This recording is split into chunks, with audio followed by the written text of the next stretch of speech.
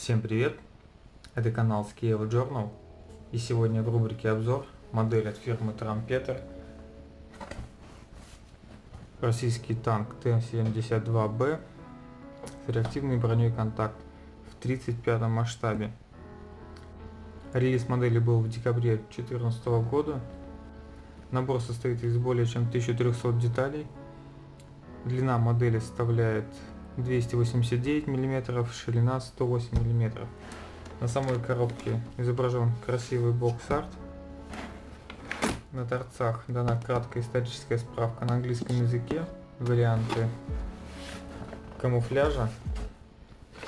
С другой стороны также даны варианты камуфляжа, изображены декали и платы фототравления.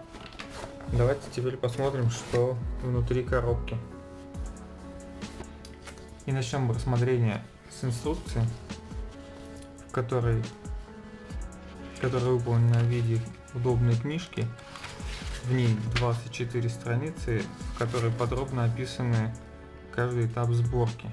На первой странице дан боковик танка, а также вынесены условные обозначения, которые используются в инструкции. На второй странице дана схема расположений деталей на литниках, также обозначены фототравленные детали, декали, и другие части. Сборку, как обычно, предлагается начать с нижней части корпуса, установка элементов подвески,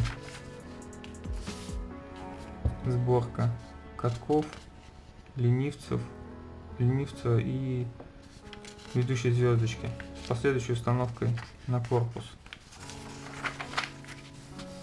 Далее собирается верхняя часть корпуса, на нее устанавливаются люки, дополнительная броня,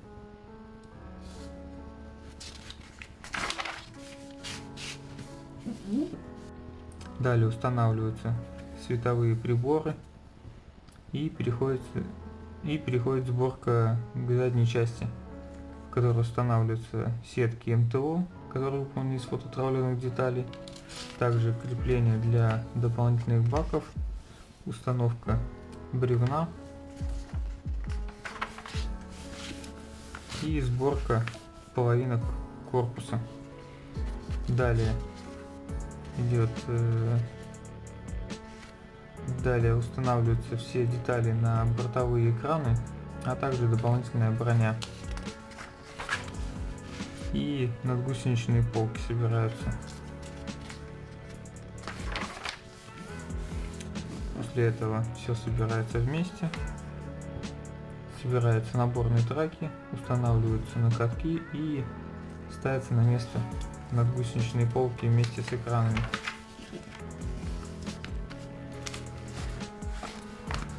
Далее идет установка на место троса. Собираются и устанавливаются на место подвесные баки, а также показана схема топливопроводов к бакам.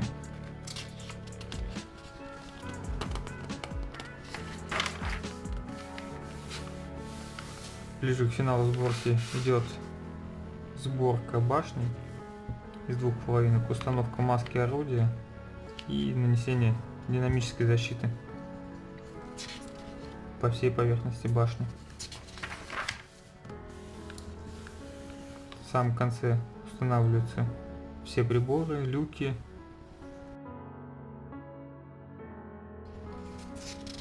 а также командирская башенка с щитом и установкой под пулемет.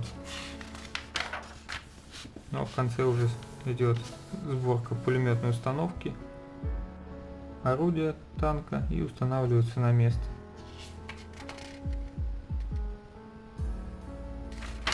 Ну а в конце собранная башня устанавливается на танк. Инструкция более чем подробная. Если ей внимательно следовать, то проблем с установкой не должно возникнуть. Также в наборе идет еще одна книжечка с таким вот цветным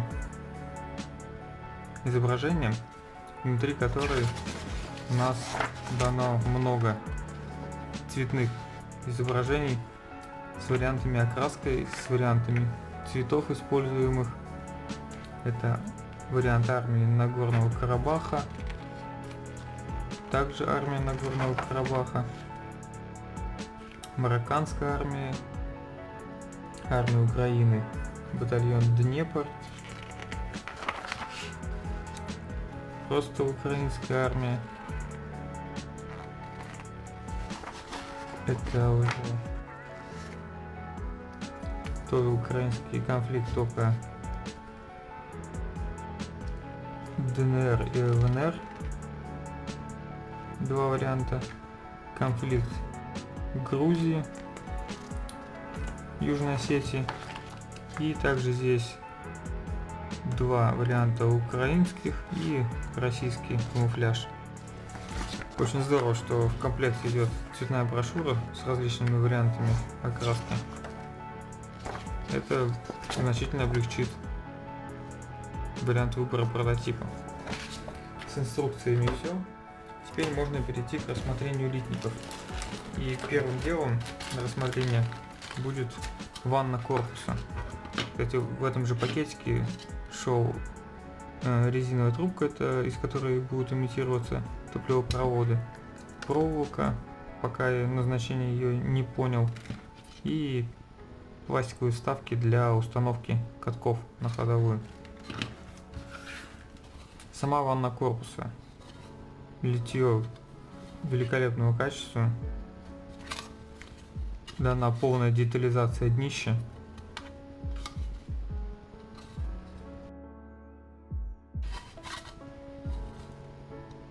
Уровень детализации, конечно, очень хороший. Идем дальше.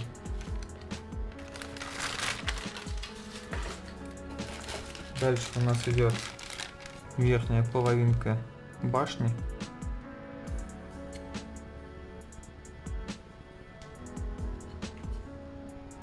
Ну, тут особо рассказывать нечего.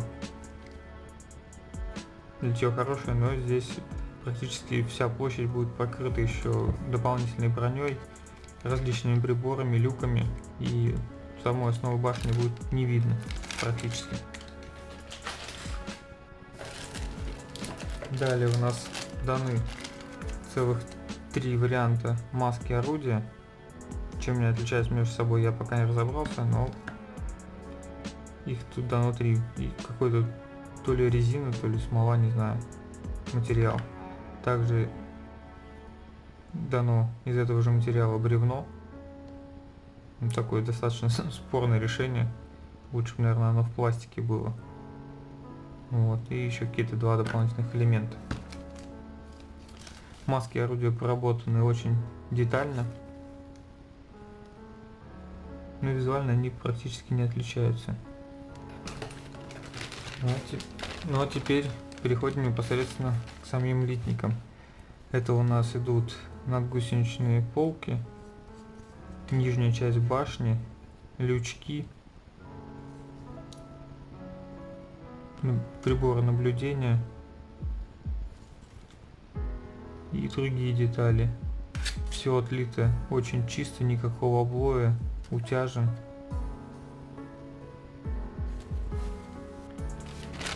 На следующем литнике даны бортовые экраны, часть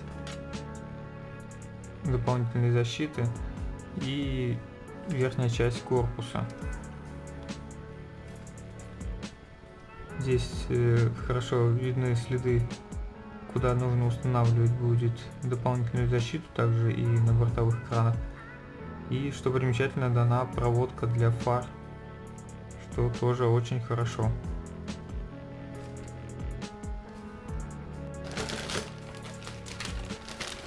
Далее вот такой вот полупустой литник. На нем даны защита фар, пулемет и какой-то люк еще дан, и какие-то другие детали. Литье, как и на предыдущих литниках, чистое и достаточно детализация хорошая, да. Видны сварные швы, Опять какая-то проводка идет. Далее идут два одинаковых литника, на которых нам даны подвесные баки, ленивцы и ведущая звездочка. Значит, также балансиры два дано. Плюс каких-то много-много мелких деталей. На подвесном баке также присутствует краник, к которому будут подключаться наши топливопроводы. И также есть пару элементов динамической защиты. Далее у нас идет еще один литник со вторым вариантом надгусеничных полок.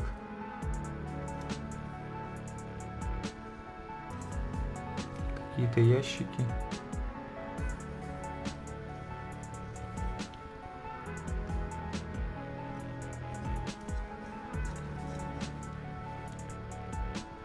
Особо рассказывать нечего, литье отличное.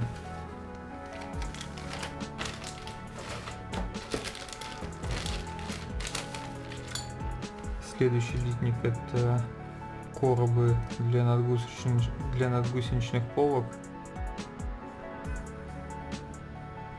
и прочие детали.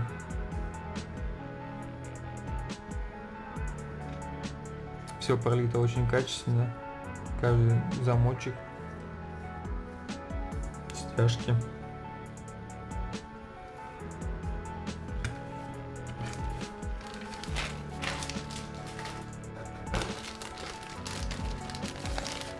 На следующем большом литнике располагается очень много деталей.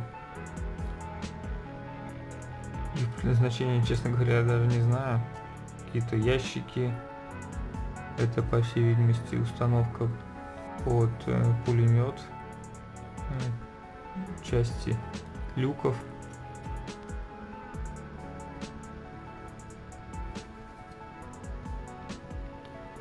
На литнике очень-очень много мелких деталей, и пролиты они очень качественно. Следов обоя не видно.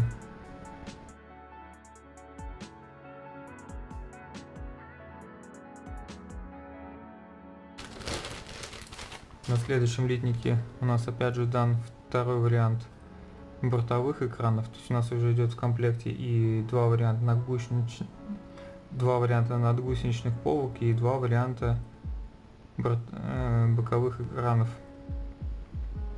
Также тут сетки МТО и еще какие-то элементы, люки.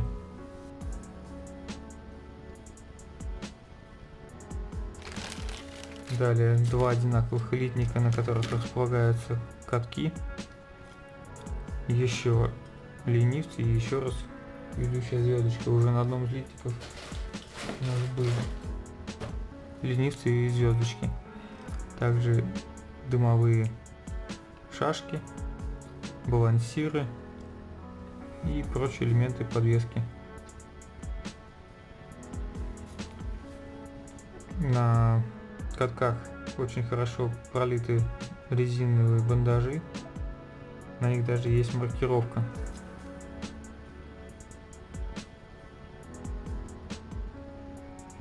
А также тут даны крюки.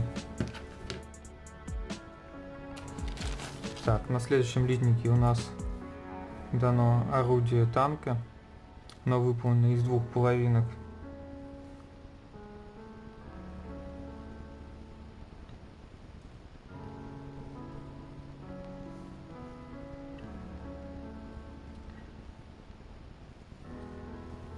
Отлито все хорошо. Особо рассказывать нечего, только показать.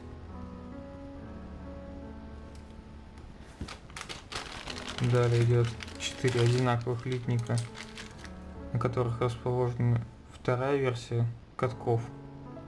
То есть у нас получается не только бортовые экраны и надгусеничные полки двух вариантов, но и катки с ленивцами и ведущими звездочками.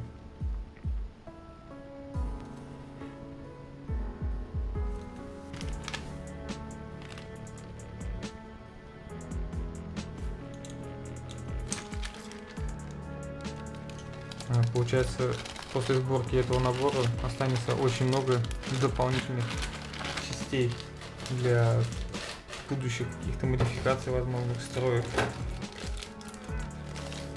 Так, очередной литник. По всей видимости, с элементами подвески.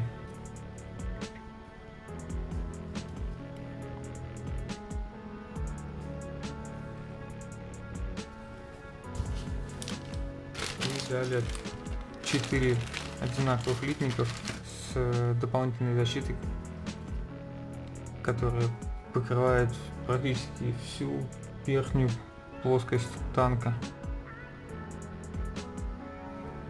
Отлиты они очень хорошо.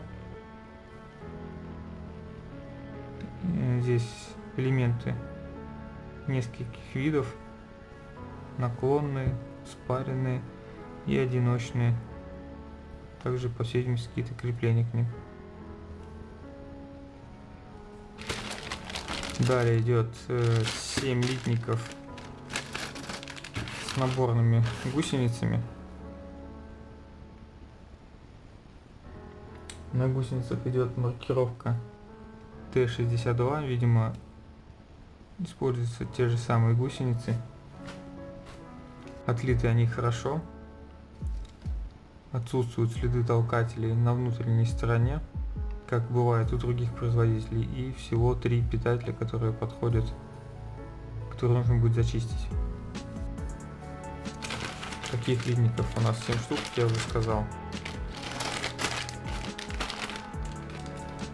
И на последнем литничке у нас идут прозрачные детали. Это стекла фар,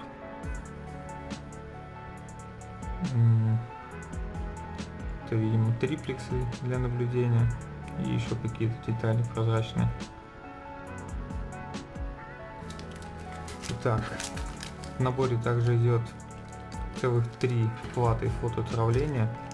2 из них одинаковые, здесь находятся сетки МТО, большое количество каких-то клепок. Да, просто огромное количество. И здесь какие-то, видимо, крепежи, не знаю. Также дан плетеный трос металлический, что тоже очень хорошо. И последнее, что осталось рассмотреть, это декали. Декали очень большой выбор, и выполнены они очень качественно. Смещение цветов не видно. Да, декали сделаны качественно.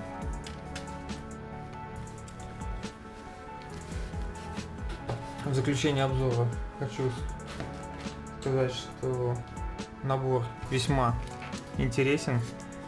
Он позволяет собрать несколько вариантов прототипов.